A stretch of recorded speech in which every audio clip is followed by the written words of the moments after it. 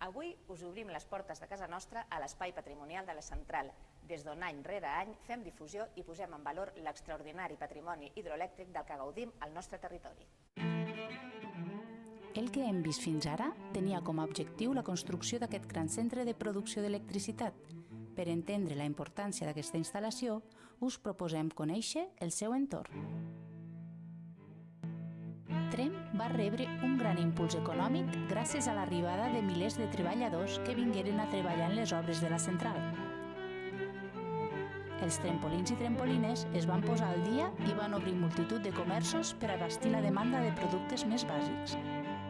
Els enginyers hidroelèctrics, majoritàriament estrangers, es van allotjar al barri residencial construït a tocar de la central. Ens trobem davant de les comportes de l'embassament de Sant Antoni. Aquest és l'impressionant sistema de sobreeiximent que els enginyers de la canadenca van idear per a aquesta gran presa. Aquest conjunt de 7 comportes automàtiques avui són tot un referent a la comarca, especialment en primavera, quan els habitants de la zona podem gaudir de l'espectacle que ens ofereix la seva obertura.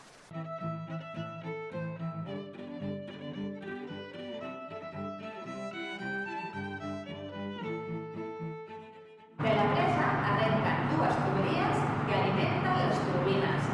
Aquestes màquines que veiem treballant porten produint energia més de 100 anys. A l'antic taller electromecànic gaudim avui de l'exposició permanent El Pallars il·lumina Catalunya i de diverses activitats adreçades a un públic variat. Podeu consultar les nostres propostes i els nostres horaris a la plana web o bé adreçant-vos a l'epicentre de Tremp, on també us informaran de tota l'oferta turística de la comarca.